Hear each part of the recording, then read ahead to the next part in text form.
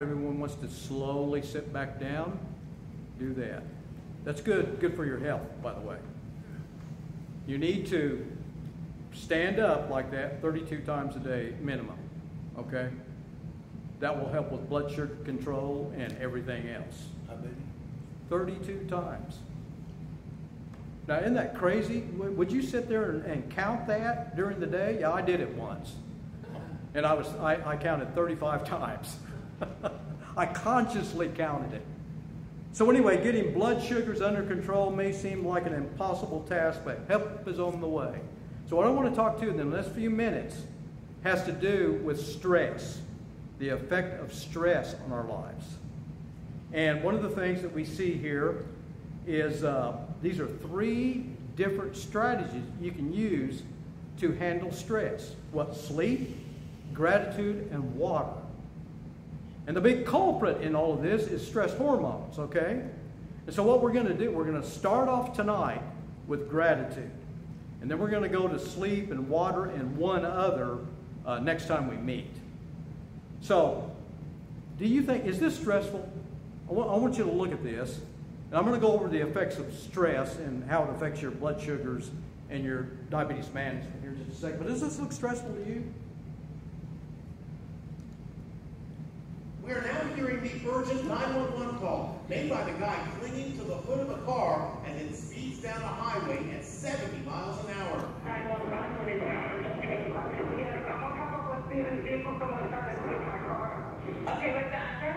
Address? Say what? She's like, what's the address? I was on a driving car. And this is what the crazy scene looked like from inside the car. And of course, that guy claimed that was his car, and he was trying to prevent it from being stolen. And does that look like a stressful situation to you? Yeah.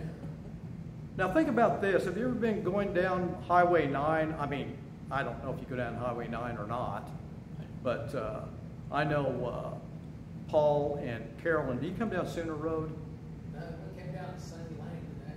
Sunny Lane. It ends up on Porter. I think it's Porter. I drive down Okay. that once in a while. Okay. Well, anyway, can you imagine going down the road and you see some lights behind you? How would you feel about that? And you're thinking, oh, did I put that new sticker on my license plate? Is it due now? Am I keeping up? You know, why is this light coming on? And you're thinking, and usually they go right past you towards someone else, right? But can you imagine them coming up and actually pulling you over?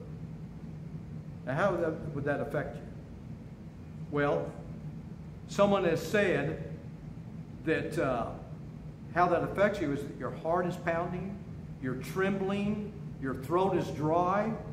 And so the officer gets out of his vehicle, he's coming toward you, you're sweating, and you feel a tension headache starting. And where do you think your blood sugar level is now? Yeah. It is spiking up, I'll guarantee it. And so he comes up and he says this to you. We are commending those who are good drivers.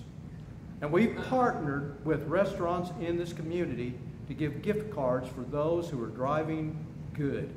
And we want to really promote that. And so here is your gift card for being such a good driver. Now guess what? The damage has already been done. Your blood sugars are already elevated. But I would feel a little bit calmer now, wouldn't you? I would feel a little bit better. But anyway, someone says that life is so hectic and stressful. I have so much to change and learn. I don't think I can do it. And I have pain that just won't go away. And so here's a proverb from God's wisdom. Peace of mind makes the body healthy, but jealousy is like a cancer. But we want to have peace of mind, don't we? And I want you to look at this picture. Do you think this guy has peace of mind? Is he concerned about anything? He's got low anxiety, I would say, wouldn't you? And he's just calmly relaxing.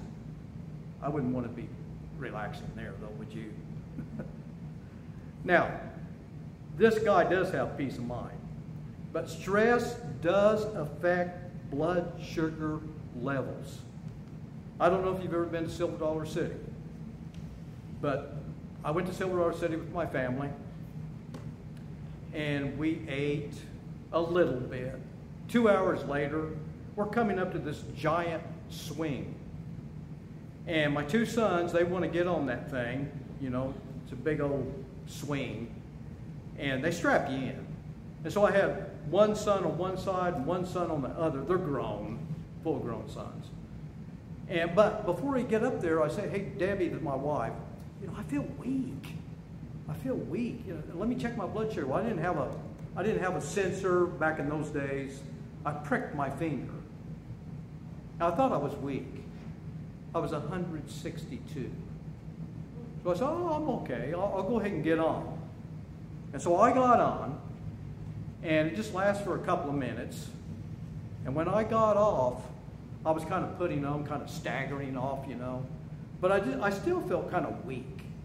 And so I went over. My wife did not ride it, by the way. She's on a bench over there waiting for us to get through. So I go over there and say, I need to check my blood sugar again. I've just been on that swing briefly, and I was almost 200. I mean, we're talking about 2 or 3 minutes, and my blood sugar just spiked up like that. Had nothing to do with what I ate. It had to do with what I was doing. It had to do with stress, okay? Now, if you want to experience it, here is what I experienced, okay? Here we go.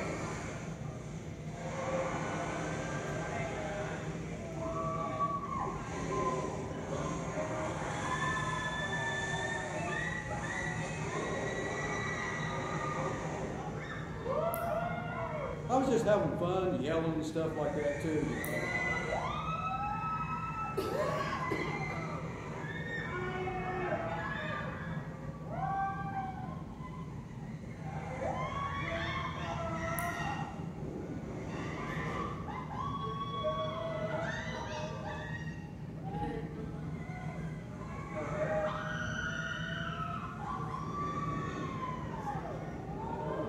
I felt just fine, but boy, my body did.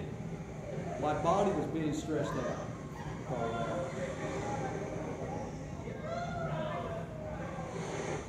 Now, if we could have checked your blood sugar before we took that ride, and then check it now, I don't know. It could affect some people. But how's the body designed to face challenges like stress? Well, there's certain little hormones that are activated. There's adrenaline, epinephrine that we call it. It's the alert hormone that kicks in, gets the body alert. And there's another hormone, it's called a counter-regulatory hormone. It's actually a stress hormone, and that's what this is. And it's called cortisol. And cortisol can cause an elevation of glucose. It can produce it. This hormone actually produces from amino acids, and also its resistance, you get an elevated amount, it resists the insulin that you already have. So what's going to be the end result? Blood sugars are going to go up. See? Now, anytime you try to do something new, and you're trying to learn a new habit, it can be kind of stressful. Okay? So I want you to look at this. I'm right-handed, and I wrote attitude with my right hand, and I wrote attitude with my left hand. And which one do you think I wrote with my right hand? Huh? The top one? No, the bottom one was I'm right-handed, remember? It was the bottom one. No, I'm kidding. I need to use my left hand if that was the case. But I could use my left hand and keep at it and develop it and get better at it and all that. But any new habit that you have can be stressful, okay? And that's where elevation of blood sugars can take place, okay? So we've got to control it. Now, just some examples, talking about diabetes with a non-diabetic know-it-all. I've met many of them over the years. Well, hey, my cousin, my aunt, someone had it, and they think they know all about it. Or you're running late for a doctor's appointment, you're stuck behind someone doing 20 in a 40-mile-per-hour zone. could be stressful. Or there might be arguments that you have with someone, or worry, or becoming frustrated in traffic. Just managing diabetes can be that way. And so, again, we come back to this idea that can help you in managing stress, and that is gratitude. There's been a bunch of research done about this and how that can help control the stress hormones, really. And so you can look at this and you can see, what in the world do I have to be thankful about? I feel overwhelmed by all of this. And I don't know, when you're first diagnosed, you can feel that way easily. But here is a wisdom principle from God. Good news brings health to the body. Good news brings health to the body. What do we usually do with good news? If you have some good news, you want to share it with others, don't you? You want to be thankful for it. And so gratitude comes from good news, not usually from bad news, but from good news. And so here's the approach I want to use. Research benefits from gratitude. There's been a lot of research done at different universities about gratitude and the effects it has on your health and wellness. And then I want us to look at the resources that people used to have to take care of diabetes, and now what we have available for us. And then also the routine of how to develop the habit of gratitude. So, well, yeah, I'm a pretty positive person. Yeah. Well, you can actually practice it in different ways, okay? So the first thing I want us to do is look at the research benefits from this. And here is an example of all the research that's been done at different universities, like Dr. Robert Emmons has done a lot of research at the University of California at Davis. And that's where he used to be. I think he's gone to another university now. But also the University of Pittsburgh, University of Manchester in England, the University of Pennsylvania, the University of Michigan, and many more research studies have been done about gratitude and the difference that it will make on your health. Here they are, just to kind of summarize them. You feel more optimistic, you feel more connected with others, you sleep better, you're more compliant to taking your medications and following a meal plan, you move more. It's easier to exercise when you're more positive and you have that kind of an outlook. And it reduces stress, the stress hormone cortisol. So, like at the 10-week study done at the University of Cal Davis, participants were randomly assigned one of 3 tasks. And there was about 1,000 in this study. One group was to, after 1 week, they were to look back on that week at events that affected their life. And this group were to count the blessings. Count the blessings. Good things that happened to you in the last week. You write them down. Okay? Another group were to look back on the last week. What were all the hassles? What were the negative things that really affected your life, that you're worried about, and things like that? They were to write that down. And then the third group was just whatever affected your life. It could be a mixture, see, of good and bad. And so they were the neutral group. The end result of all of this. Then they analyzed it after the 10 weeks, doing this for 10 weeks, and they took an analysis of it. And what happened was that the gratitude group felt better about their lives, were more optimistic, and they exercised more. And that's one very important ingredient to diabetes management, is to exercise.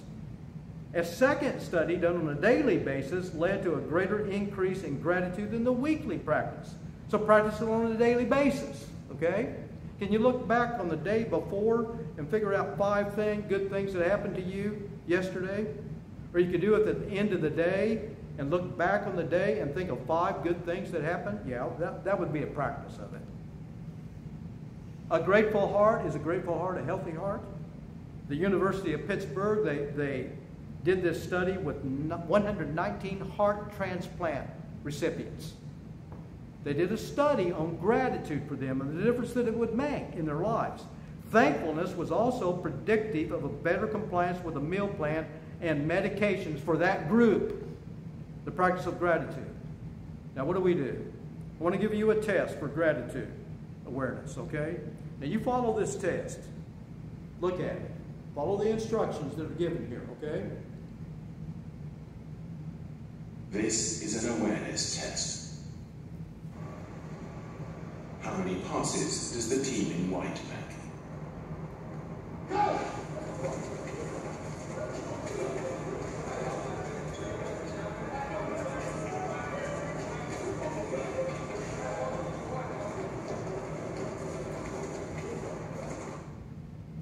The answer is 13.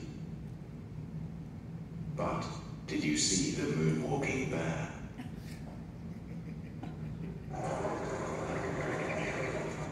Go!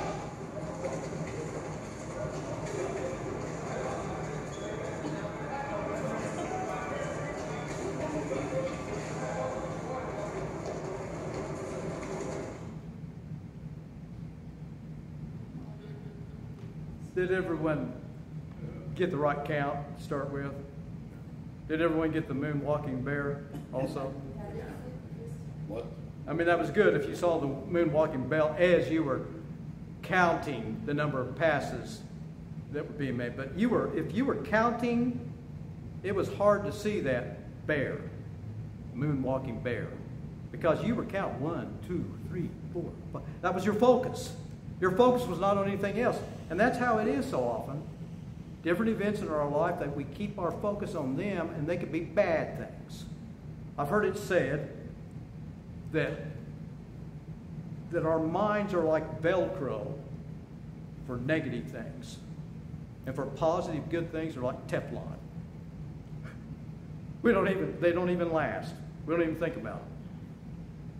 Now here's the idea that I think is very important to understand. It's a little saying that when it gets dark enough, you can see the stars. Okay? The stars are always there. Good things in your life are always there if we will just focus on them. So look on the brighter side of life each day. Be thankful. It'll make a difference. And so here we have the idea that what in the world do I have to be thankful about? I've just got diabetes. And I'm worried about so many other things. And we need to focus on the good news. Focus on the good news. That's what brings health to your body. And so the second thing that I want us to notice tonight is resources that we have